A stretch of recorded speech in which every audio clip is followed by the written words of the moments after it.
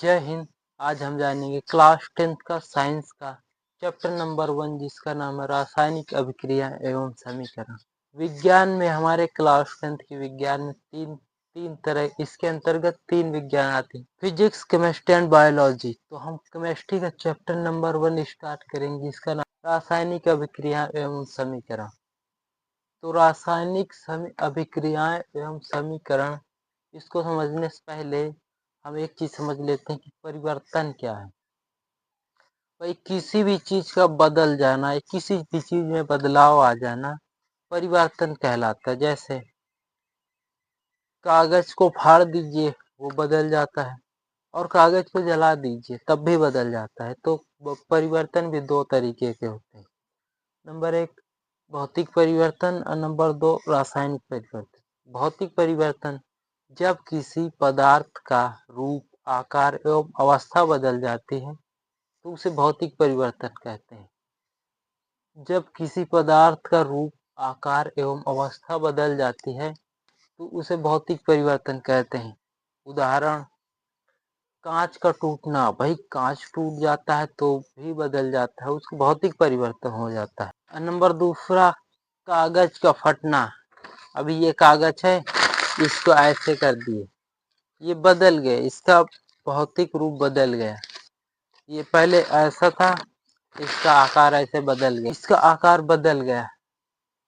नमक का पानी में घुलना। यदि नमक घुल जाता है पानी में तो भी उसका आकार घुल जाता है पानी में, तो भौतिक परिवर्तन होता है।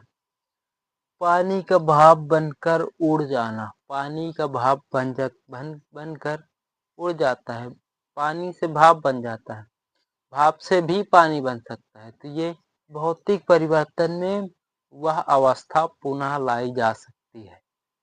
बर्फ का पिघल कर पानी बनना। आप बर्फ लीजिए, बर्फ को धूप में रख दीजिए, वो अपने टेम्परेचर में आकर पानी बन जाएगी। तो मतलब बर्फ का पिघल कर पानी बनना भौतिक परिवर्तन है। अब देखते हैं रासायनिक परिवर्तन क्या है। जब किसी पदार्थ के रासायनिक गुण बदल जाते हैं तो वो उस परिवर्तन को हम रासायनिक परिवर्तन कहते हैं। जैसे दूध का दही बनना। दूध दूध को रख दीजिए, उसमें नींबू डाल दीजिए, दूध का दही बनना रासायनिक परिवर्तन है, दूध का दही बनना। लोहे पर जंग लग जाना। जैसे लोहे पर जंग लग जाता है तो भी रासायनिक परिवर्तन है। कागज का जलकर राख। ये देखिए, ये कागज अभी है, ये जल गया, ये देखिए जल गया, तो ये अब भी इसमें परिवर्तन हो गया है, लेकिन इसमें अब रासायनिक परिवर्तन हुआ है। ये जल गया तो इसमें रासायनिक परिवर्तन, जैसे कागज को हम मोड़ दिए थे तो वो भौतिक परिवर्तन था, इस बार जला दिए कागज को तो ये रासायनिक परिवर्तन हो गया। कागज का जलकर राख होना रासायनिक परिवर्तन है। फल का सड़ जाना। भाई फल सड़ जाते हैं, जैसे रख देते हैं, फल सड़ जाते हैं तो वो भी एक रासायनिक परिवर्तन है। खाना पकना। भाई खाना पकता है तब भी रासायनिक परिवर्तन हो। तो अब हम देखते हैं रासायनिक अभिक्रिया क्या होती है।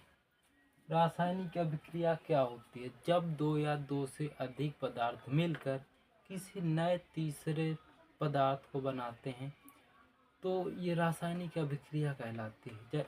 इसी परिभाषा देख लेते हैं। जब दो या दो से अधिक पदार्थ आपस में क्रिया करके ऐसे नए पदार्थ बनाते हैं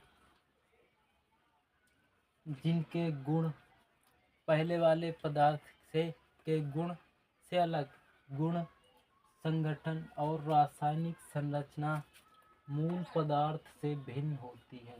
मूल पदार्थ मतलब पहले वाले पदार्थ से भिन्न मतलब अलग होती है, तो उसे रासायनिक अभिक्रिया कहते हैं। उदाहरण दूध का दही बनना, खाना का पचना, खाना बनाना, फल का सड़ना, बहुत सारे एग्जाम्पल देख लेते हैं। लोहे पर जंग लगना। जब कभी लोहे पर पानी चला जाता है या नमी आ जाती है तो उस पर जंग लग जाता है। जैसे एक लोहा है, उस पर हम पानी डाल दिए तो उसमें जंग लग जाएगा कुछ दिन बाद। ये क्रिया होती है लेकिन स्लो होती है। देखो आयरन Fe, आयरन लोहा है, ऑक्सीजन तो वायुमंडल में है ही, उसमें हम डाल दिए पानी, उसमें लोहे में पानी डाल दिए, ऑक्सीजन है, तो बन गया 4FeOH का होल थ्राइस यानी रस्ट, जिसको हम कहते हैं जंग लग जाता है। एग्जाम्पल नंबर 1 समझ में आ गया। एग्जाम्पल नंबर 2 देखते हैं। मोमबत्ती का जलना, मोमबत्ती को जला देते हैं तो इसमें 2 परिवर्तन होते हैं। ऐसी मोमबत्ती है, ये मोमबत्ती है, जब ये जल रही होती है तो यहाँ पर इसके होता है रासायनिक अभिक्रिया, जब जल रही होती है। ये जब जल के छोटी होती है तो उसमें होता भौतिक परिवर्तन। देखिए वाक्स प्लस O2, ये वाक्स है और O2 जब जलते हैं, रिएक्शन करते हैं तो बनता है CO2, जो हम लोग कार्बन डाइऑक्साइड अपने मुंह से छोड़ते हैं, वही गैस यहाँ भी निकलती है, CO2 प्लस जल और हीट भी निकलती है। अब अगला देखते हैं। एग्जाम्पल नंबर 3, दूध का दही बनना। दूध का दही बनना, मिल्क से कर्ड बनता है, दूध से दही बनता है। एग्जाम्पल नंबर 4, कोयले या लकड़ी का जलना। कोयला या लकड़ी जलता है, जलता वही चीज़ है जिसमें कार्बन होता है। तो देखिए कार्बन प्लस ऑक्सीजन, जब जला देते हैं कोयले या लकड़ी को तो कार्बन डाइऑक्साइड प्लस हीट बनती है, हीट निकलती है। एग्जाम्पल 5 देखते हैं। लोहे और तांबे के सल्फेट की क्रिया। लोहा का सूत्र आप लोग याद रखिए, Fe। ये जो पंखा के अंदर लगी रहती है कॉपर वायर, कॉपर का सूत्र होता है Cu। आप पीरियोडिक टेबल में देखिएगा पूरे 118 एलिमेंट हैं, उनको आप जरूर याद कर लीजिए। तो Fe प्लस CuSO4 ये सल्फेट है, जब ये रिएक्शन करते हैं तो FeSO4 प्लस Cu इसको बाहर कर देते हैं। ये एक विस्थापन अभिक्रिया है, लेकिन अभी हम अभिक्रिया के प्रकार देखेंगे आगे चल के। अभी देखते हैं Fe प्लस CuSO4 का FeSO4 प्लस Cu बन जाता है। अब देखते हैं अम्ल और क्षार की अभिक्रिया। जब आप कभी बस में या कहीं भी गाड़ी में ट्रैवल किए होंगे तो कभी कभी जी मचलाने लगता है और आप बोकर देते हैं, जो मुंह में खट्टा खट्टा लगता है वही HCl है। पेट के अंदर जो हाइड्रोक्लोरिक अम्ल है वही हमारे भोजन को पचाता है। देखिए HCl वही है जो हमारे भोजन पेट के अंदर है, उसमें NaOH ये एक क्षार है।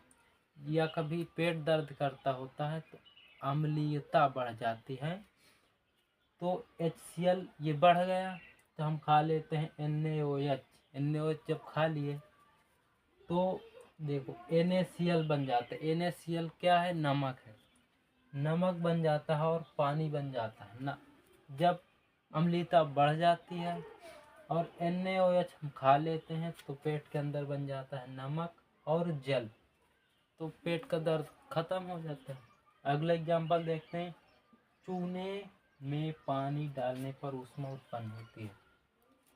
बचपन में जब हमारे बाबा रहते थे, हमारे बाबा बाजार जाते थे और वहाँ चूना लाते थे, उसमें डाल देते थे पानी में चूना, तो बड़ी तेज गर्म होता, हम उसको छूते तो जल जाते थे, उसमें से हीट निकलती है। तो देखिए चूने में पानी डालने पर ऊष्मा उत्पन्न होती है। देखिए CaO कैल्शियम ऑक्साइड चूने का सूत्र है, H2O जल है, H2O जल, इसको याद रखिए जरूर।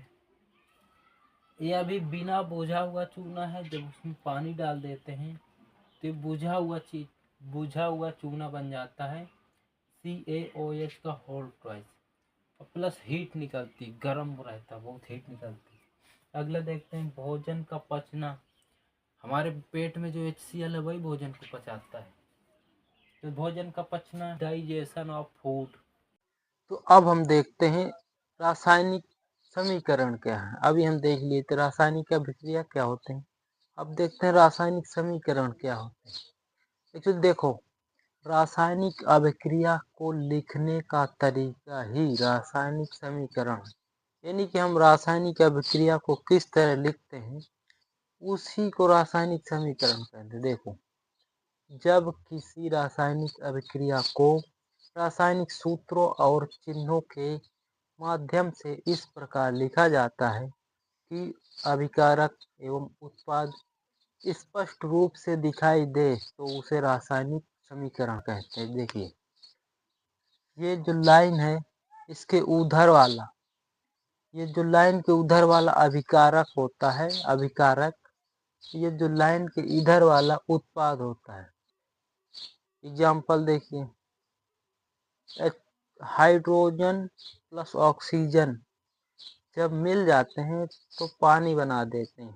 तो रासायनिक समीकरण दो के प्रकार देख लेते हैं। दो प्रकार के होते हैं, असंतुलित समीकरण और संतुलित समीकरण, unbalanced equation and balance equation.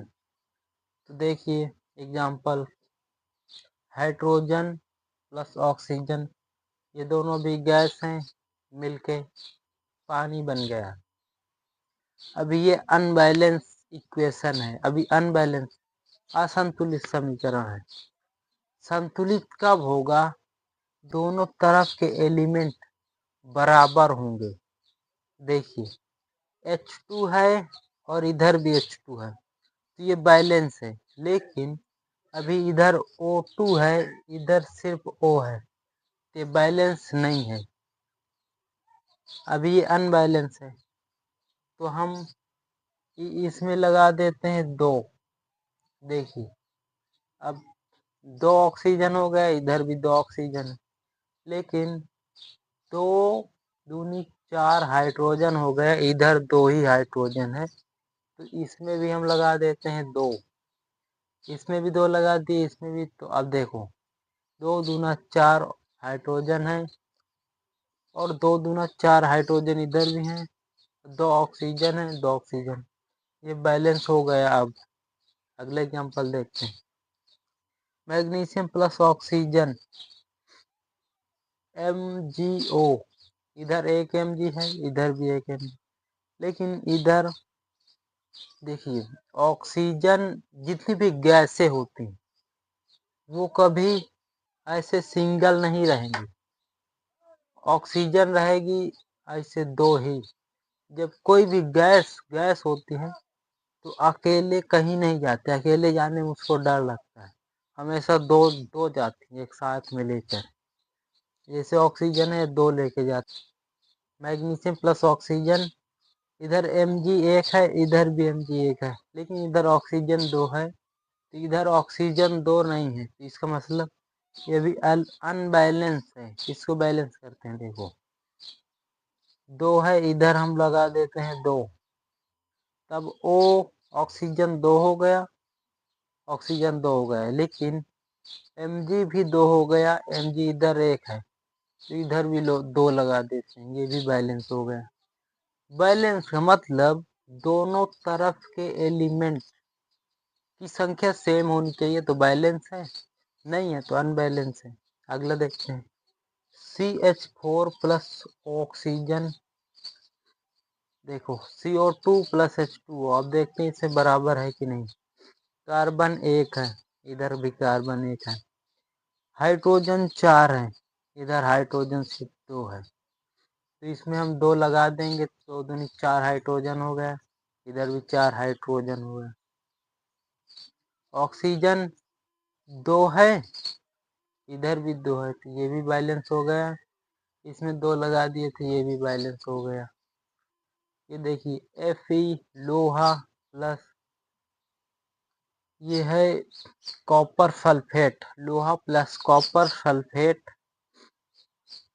ये बराबर इक्वेशन ये है। देखिए, विस्थापित हो गया, कल विस्थापन अभिक्रिया है ये। अब देखते हैं HCl प्लस NaOH, ये भी बराबर ही है। अब देखिए,